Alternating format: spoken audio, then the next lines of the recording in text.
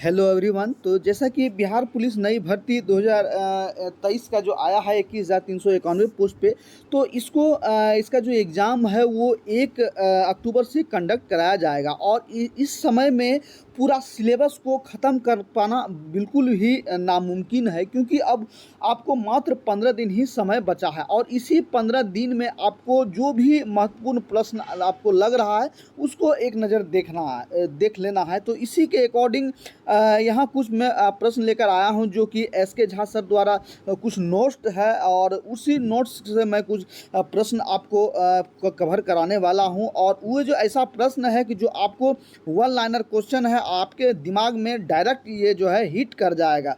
तो ऐसा आप कम समय में ऐसा प्रश्न को आप पढ़ेंगे जो कि आपके मन में डायरेक्ट दिमाग में हिट कर जाएगा। और साथ ही साथ यदि आपको जो है अभी डेली दो दो प्रैक्टिस सेट बनाना है और सेट से आपको ये कवर होगा कि आपके अंदर कितनी काबिलियत है और आप कितने समय में कितने क्वेश्चन को डील कर पा रहे हैं।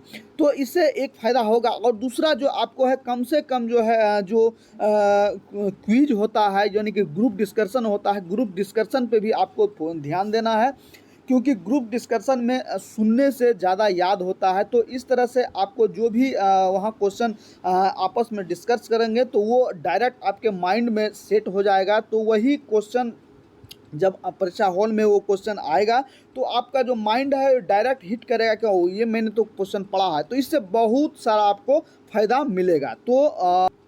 तो वीडियो शुरू करने से पहले आपसे एक छोटी सी गुजारिश है, यदि आपने अभी तक हमारे चैनल को सब्सक्राइब नहीं किया है तो अभी तुरंत हमारे चैनल को सब्सक्राइब करें, क्योंकि अभी 10 दिन में जो भी महत्वपूर्ण प्रश्न होगा उसका मैं डेली जो बेसिस पे मैं आपको प्रोवाइड करते रहूँगा।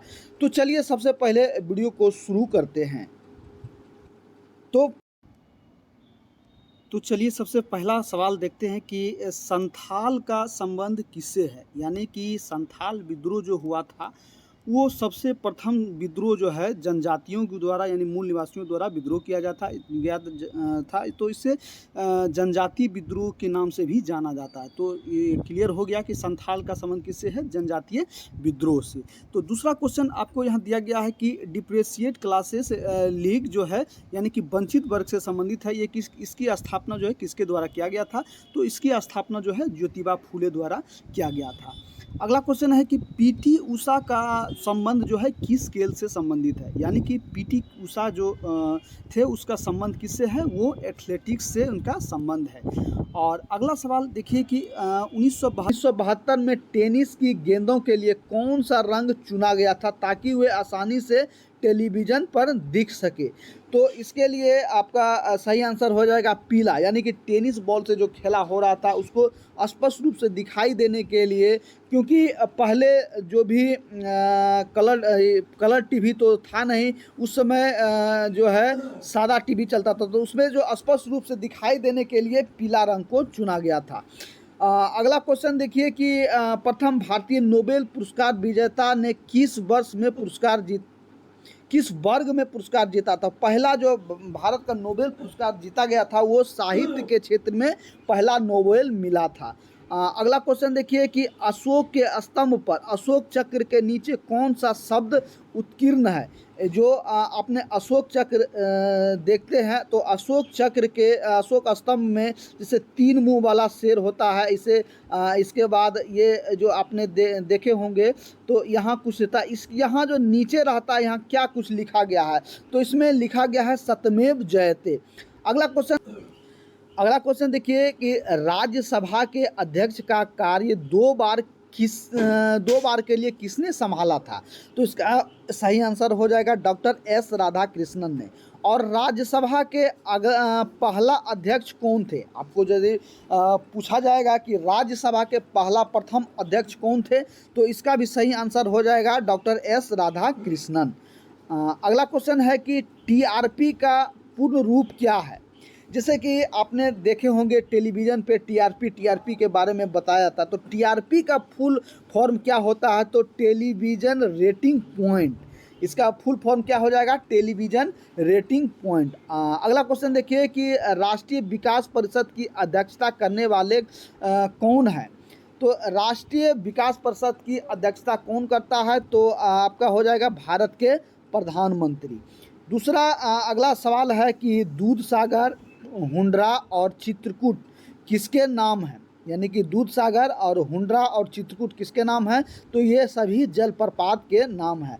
अगला क्वेश्चन देखिए कि भारत के राष्ट्रीय चुनावों में मतदान का अधिकार किस सिद्धांत पर आधारित है? तो इसका आंसर हो जाएगा सर्वसात्विक वयस्क मताधिकार के। अगला क्वेश्चन देखिए कि भारत में वैध रूप से युद्ध की घोषणा तथा संधि करने के लिए कौन सक्षम है? भारत में किसी भी स्थिति में युद्ध की घोषणा कौन कर सकता है और किसी भी देश से संधि कौन कर सकता है? तो इसके लिए कौन प्राधिकृत हैं? तो राष्ट्रपति, भारत के राष्ट्रपति। अगला क्वेश्चन देखिए कि केंद्र या राज्य या समवर्ती सूची में अनुलिखित अविशिष्ट मामलों पर कौन विधि निर्माण कर सकता है? तो इसमें हो जाएगा राज्य विधायिका की सहमति के बाद सांसद, यानी सांसद द्वारा ही होगा, लेकिन इसमें कौन सहमति देंगे? राज्य के विधायिका, यानी कि विधायक जितने भी चुन के गए हैं इनकी सहमति के बाद ही संसद में ये अनुसूचित बनाया जाएगा। अगला क्वेश्चन है कि प्राचीन टेथिस सागर, यानी जो टेथिस सागर है पर निष्पेक्ष तहाने से क्या बना है? यानी कि जो पहले टेथिस सागर है उस पे, यानी कि उथला नामक समुद्र भी माना जाता है, उसके जो हिमस्खलन से ही ये आपका हिमालय बना हुआ है। अगला क्वेश्चन है कि गीत शेट्टी का संबंध किस क्षेत्र से है? तो गीत शेट्टी का संबंध जो है आपका बिलियर्ड से हो जाएगा। अगला क्वेश्चन देखिए कि TIFR का फुल फॉर्म क्या है? यानी कि Tata institute of fundamental research. अगला क्वेश्चन देखिए विश्व का कौन सा देश कॉफ़ी का सबसे बड़ा उत्पादक देश है? यानी कि विश्व में सबसे ज़्यादा उत्पादक कॉफ़ी कौन करता है? तो ब्राज़ील। अगला क्वेश्चन देखिए भारतीय राज्य में जनगणना करते समय किसका नाम सर्वप्रथम आएगा? यानी कि भारत में यदि जनगणना होगा तो सबसे पहले जो है पहला व्यक्ति किसका नाम आएगा? तो राज्यपाल, राज्य के राज्यपाल। जिस भी राज्य में पहला जनगणना होगा तो सबसे पहले, यानी कि भारत का, यदि भारत का प्रथम नागरिक कहा जाए तो राष्ट्रपति हो जाएगा, और यदि राज्य में प्रथम नागरिक यदि होता है तो राज्यपाल, यानी कि प्रथम व्यक्ति कौन होगा? राज्य में राज्यपाल, और वहीं यदि भारत में कहेगा प्रथम व्यक्ति तो वहाँ आपका राष्ट्रपति हो जाएगा। इसको आपको ध्यान रखना है। और अगला क्वेश्चन देखिए कि महात्मा गांधी ने सर्वप्रथम सत्याग्रह प्रणाली कहाँ अपनाया था? यानी कि सत्याग्रह कर जो अपने पहले महात्मा गांधी द्वारा ये अपनाया गया था कहाँ? तो दक्षिण अफ्रीका में पहला सत्याग्रह का प्रयोग किया गया था। अगला क्वेश्चन देखिए कि गुलामगिरी नामक पुस्तक जिसका अर्थ गुलामी है 1873 में किसके द्वारा लिखा गया था? तो ये गुलामगिरी पुस्तक का जो लिखा गया था ये ज्योतिबा फूले द्वारा लिखा गया था। अगला क्वेश्चन देखिए भारत में वित्त आयोग का प्रमुख कार्य क्या है? यानी कि वित्त आयोग का कार्य क्या है? केंद्र और राज्य के बीच आय वितरण करना। केंद्र और राज्य, यानी कि केंद्र सरकार और राज्य सरकार के बीच में जितने भी पैसे का लेन देन यानी लेखा जोखा रहता है ये कौन करता है? तो वित्त आयोग द्वारा ये होता है। अगला क्वेश्चन देखिए कि किस उद्योग के लिए नेपा नगर प्रसिद्ध है? आपको बताना कि नेपा नगर किस लिए प्रसिद्ध है? तो अखबारी कागज़ बनाने का बहुत बड़ा कारखाना है, और यहीं से अखबार का जो है सबसे बड़ा कारखाना है, तो इसलिए प्रसिद्ध है। तो नेपा नगर अखबारी कागज़ के लिए प्रसिद्ध है। अगला क्वेश्चन देखिए कि TCS का क्या अर्थ है? यानी TCS क्या है? तो TCS का आपका हो जाएगा टाटा कंसल्टेंसी सर्विस। अगला क्वेश्चन देखिए रामकृष्ण मिशन का मुख्यालय कहाँ है? रामकृष्ण मिशन का मुख्यालय कहाँ है? तो बेलूर मठ यानी कि कलकत्ता में इसका मुख्यालय है, और इसकी स्थापना। क्वेश्चन है कि जबलपुर किस नदी के तट पर स्थित है? तो इसका हो जाएगा नर्मदा नदी के पर। और अगला क्वेश्चन देखिए कि विश्व में सबसे बड़ा डेल्टा कौन सा है? यदि सबसे बड़ा डेल्टा यदि पूछा जाएगा विश्व में सबसे बड़ा डेल्टा कौन सा है? तो सुंदरबन का डेल्टा, यानी कि सुंदरबन का डेल्टा जो है विश्व में सबसे बड़ा डेल्टा जो है माना जाता है। अगला क्वेश्चन देखिए कि किसे राजदूत के रूप में ग्रीक राजाओं द्वारा पाटलिपुत्र भेजा गया था, यानी कि पाटलिपुत्र में ग्रीस राजाओं द्वारा किसको भेजा गया था, तो मेगास्थनीज को। अगला क्वेश्चन देखिए कि बंगाल का पाल वंश राजवंश का संस्थापक कौन था, यानी कि पाल राजवंश का संस्थापक कौन किया था, तो गोपाल इसका सही आंसर हो जाएगा। अगला क्वेश्चन देखिए कि किस मुगल बादशाह ने अपनी आत्मकथा फारसी में लिखी थी, तो फारसी में किसने अपनी आत्मकथा लिखी थी, तो जहांगीर इसका सही आंसर हो जाएगा। अगला क्वेश्चन देखिए कि प्रसिद्ध जैन ज्ञानी हेमचंद्र का आश्रयदाता कौन था, जैन ज्ञानी जो हेमचंद्र था उनको कौन आश्रय देते थे, तो इनका क्या सही आंसर हो जाएगा, कुमारपाल चालुक्य वंश, यानी कि चालुक्य से ये थे कुमारपाल, इन्हीं के द्वारा जो है इनको आश्रय दिया गया था। अगला क्वेश्चन देखिए कि गुरु नानक का उपदेश क्या था, मानव बंधुत्व, इसका सही आंसर हो जाएगा मानव बंधुत्व। अगला क्वेश्चन देखिए शेरशाह की महानता उसके किस कार्य से है, यानी कि शेरशाह को जो कौन ऐसे कार्य किए जिससे उसकी महानता माना जाता है, तो प्रशासनिक सुधार, यानी कि प्रशासनिक में बहुत बड़ा सुधार किए थे, इसलिए इसको महानता की उपाधि दिया गया है। तो और अगला क्वेश्चन देखिए कि शहर का नाम गुवाहाटी क्यों पड़ा, यानी कि इस गुवाहाटी जो है इससे शहर का क्यों नाम पड़ा, क्योंकि यह चाय के बागानों के लिए प्रसिद्ध था, इसलिए इसे गुवाहाटी नाम दिया गया। ये गुवाहाटी कौन पहले भारतीय ने इंडियन सिविल सर्विस उत्तीर्ण किया था, यानी कि अंग्रेजों के शासनकाल में जो पहला ICS बनने वाले थे वो भारत के कौन बने थे, तो सबसे पहले आपको बताना है कि सुरेंद्र नाथ बनर्जी।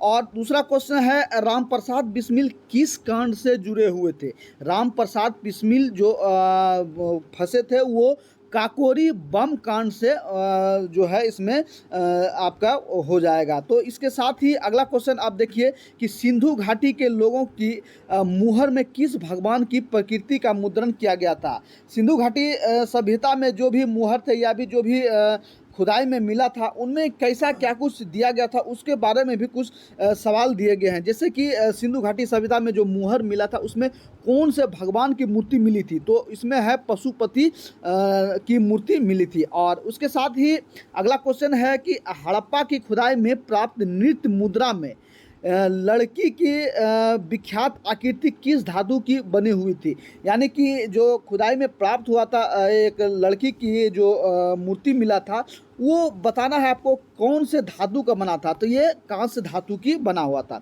अगला क्वेश्चन है कि प्राचीन भारत के एक प्रसिद्ध चिकित्सक धन्वंतरी किसके दरबार की शोभा थे, तो धन्वंतरी जो है वो चंद्रगुप्त विक्रमादित्य के दरबार में रहते थे।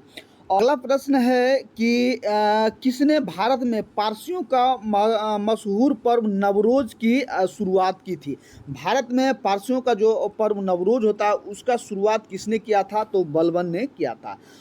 अगला प्रश्न आप देखिए कि भारत के कौन से वायसराय ने प्रथम बार भारतीय स्वशासन को चुनाव के आधार के रूप में उपयोग किया था, तो इसका सही आंसर हो जाएगा लॉर्ड रिपन। तो अगला क्वेश्चन है कि किस योजना के तहत संविधान सभा द्वारा भारत का संविधान अधिनियमित हुआ था, तो मंत्री मंडल मिशन योजना 1946 में इसका शुरुआत हुआ था। अगला क्वेश्चन देखिए कि भारतीय संविधान के कौन से अनुच्छेद में यह प्रावधान है कि राज्य सरकार प्राथमिक शिक्षा के स्तर पर मातृभाषा में ही अध्ययन करने देने की सुविधा की व्यवस्था करने का प्रयास करें, ये अनुच्छेद 350A में इसका दिया गया है। और अगला क्वेश्चन आप देखिए कि उच्च न्यायालय तदर्थ यानी कि एडहोक न्यायाधीशों की नियुक्ति कब करता है, तो इसमें न्यायालय के किसी भी सत्र को चलाने के लिए न्यायाधीश का कोरम ना हो, यानी कि कोरम को पूरा करने के लिए एडहोक यानी कि न्यायाधीशों की नियुक्ति करता है। तो इस अगला क्वेश्चन देखिए कि संविधान के किस अनुच्छेद के तहत राष्ट्रीय सलाहकार परिषद गठित की गई है, तो यह आपका सही आंसर हो जाएगा यह संविधानेतर के एक प्राधिकार है।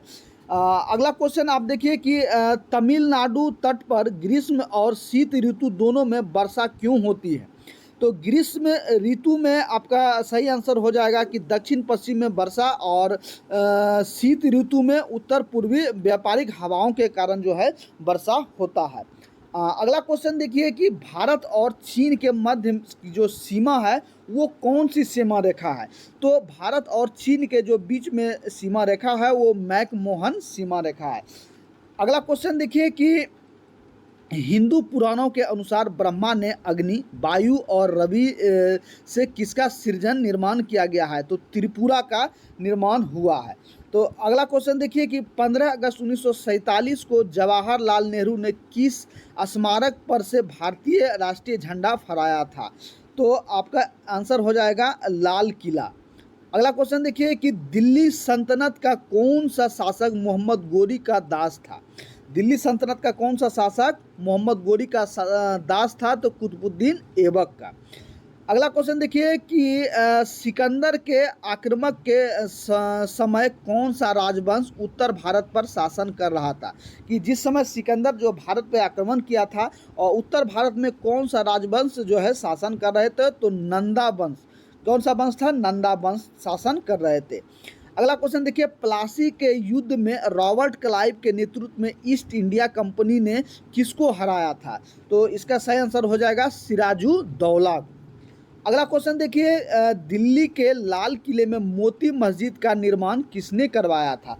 तो मोती मस्जिद का जब भी जिक्र आएगा तो इसमें आपका हो जाएगा औरंगजेब।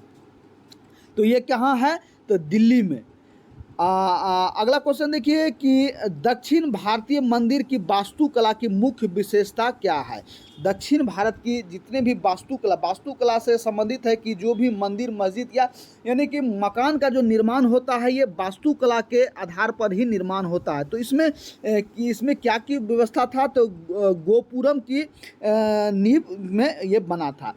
अगला क्वेश्चन देखिए भारत के 4 कोनों में 4 मठों को किसने स्थापित किया था। यानी भारत के चारों कोन पर जो मठ को स्थापित किया है किसने किया था। शंकराचार्य ने।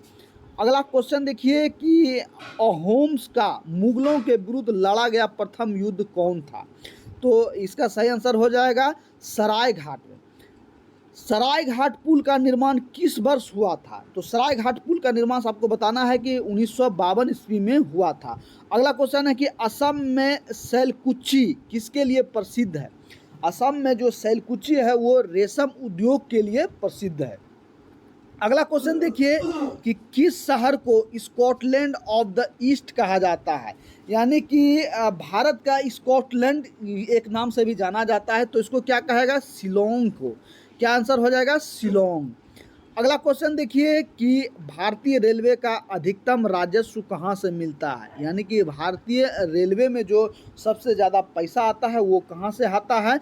तो माल ढुलाई या भाड़ा। यानी कि रेलवे से जो यहाँ से एक जगह से दूसरे जगह जो भाड़ा यानी कि बुकिंग करा कर जो ले जाता है तो उससे ज़्यादा बेनिफिट यानी भाड़ा पैसा मिलता है। अगला क्वेश्चन देखिए कि महाभारत का जो फारसी में अनुवाद कराया गया था ये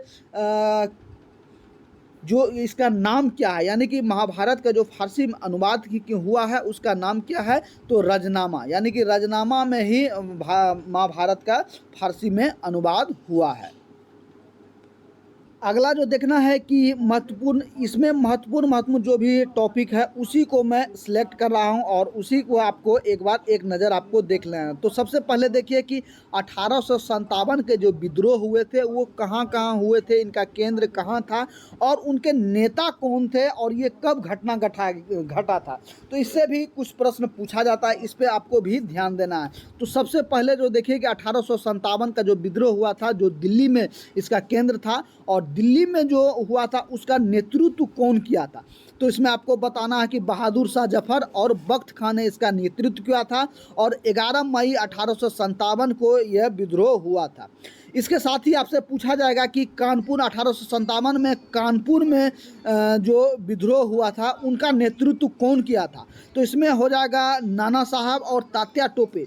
और ये जो घटना घटा था ये 5 जून 1885 ईस्वी में हुआ था। अगला जो है लखनऊ में जो 1857 के विद्रोह हुआ था इसमें जो आपका केंद्र था वो लखनऊ था और इसका जो विद्रोही नेता थे वो बेगम हजरत महल थे और बिरजिस कादिर थे। और ये जो घटना घटा था 4 जून 1857 ईस्वी को ये हुआ था। अगला आपको बताना है कि झांसी का जो 1857 का विद्रोह हुआ था इसका नेतृत्व कौन किया था, तो रानी लक्ष्मीबाई के द्वारा ये इसका नेतृत्व किया गया था। और झांसी का जो हुआ था वो 4 जून 1857 को घटना घटा था। इसके साथ ही आपको महत्वपूर्ण प्रश्न बिहार में पूछा जाता है कि जगदीशपुर यानी कि 1857 का जो विद्रोह हुआ था जगदीशपुर में, ये जगदीशपुर में कौन किया था नेतृत्व, तो बाबू वीर कुंवर सिंह और अमर सिंह। तो ज़्यादा नाम वीर कुंवर सिंह का आता है और ये 12 जून 1857 को हुआ था। तो आपको जगदीशपुर के बारे में जानना है कि ये जगदीशपुर है कहाँ।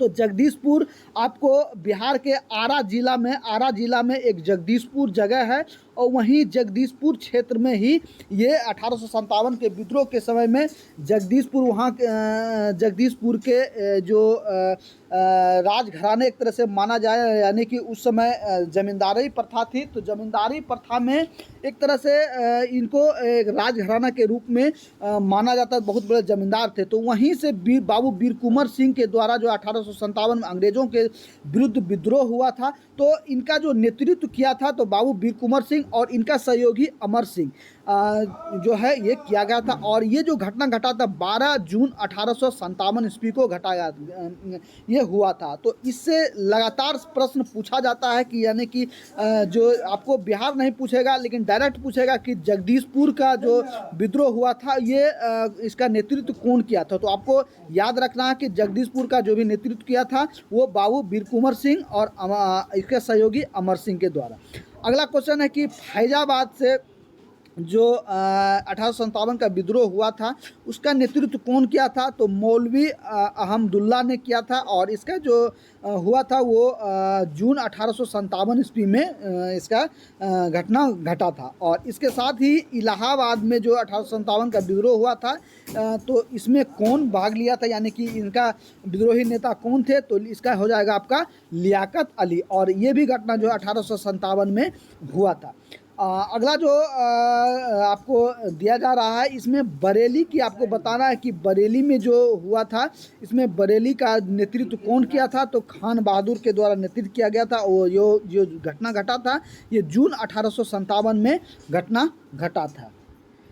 अगला जो महत्वपूर्ण प्रश्न है भारत के पंचवर्षीय योजना है, यानी कि कौन कौन से पंचवर्षीय योजना भारत में चला है और इसमें किस पे ज़्यादा जोर दिया गया है और किस में क्या कुछ बनाया गया। तो आपने देखे इसका कार्यकाल क्या रहा है। तो सबसे पहले देखिए प्रथम पंचवर्षीय योजना जो इसका कार्यकाल है वो 1951 से 1956 रहा है और इसमें सबसे ज़्यादा जोर जो है कृषि के क्षेत्र में दिया गया है। द्वितीय पंचवर्षीय योजना जो है 1956 से 61 इसका कार्यकाल रहा है और इसमें जो है आपको औद्योगिक क्षेत्र में जो है इस पर ज़्यादा बल दिया गया था। तीसरा जो पंचवर्षीय योजना है वो 1961 से 66 तक इसका कार्यकाल रहा है और इसमें स्वावलंबी अर्थव्यवस्था पर ज़्यादा जोर दिया गया है।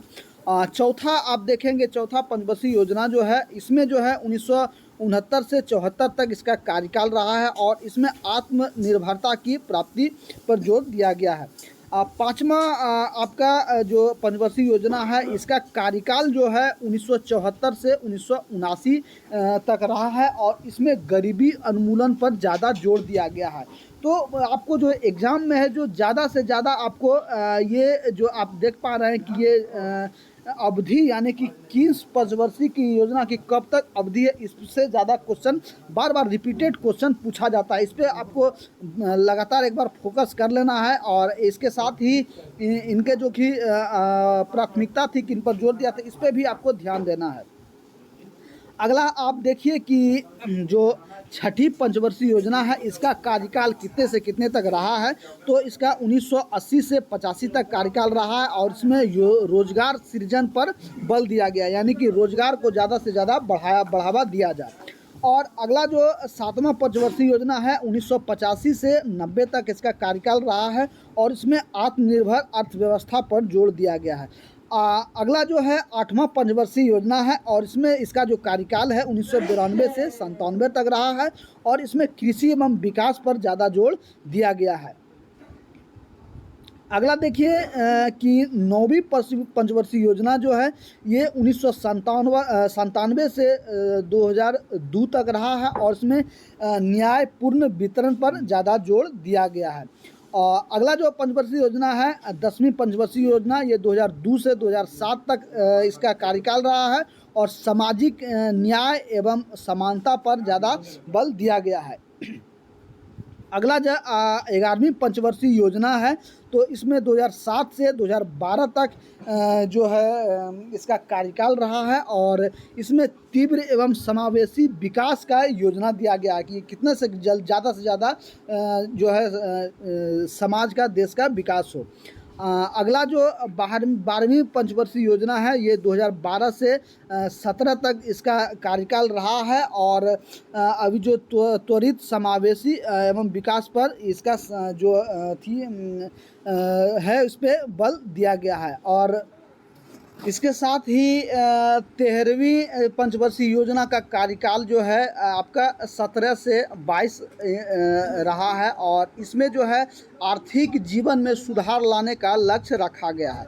तो इस तरह से सारे जितने भी पंचवर्षीय योजना है उसको भी जो है आपको एक नज़र देख लेना है। और अभी तक हमारे चैनल को सब्सक्राइब नहीं किया है तो अभी तुरंत हमारे चैनल को सब्सक्राइब करें, क्योंकि ऐसे ही महत्वपूर्ण सवाल मैं रोज़ अब जो है डेली बेसिस पर लेके आ रहा हूँ। तो मिलते हैं नई इन्फॉर्मेशन के साथ, नई जानकारी के साथ, नई वीडियो के साथ। तब तक के लिए सभी भाइयों को जय हिंद।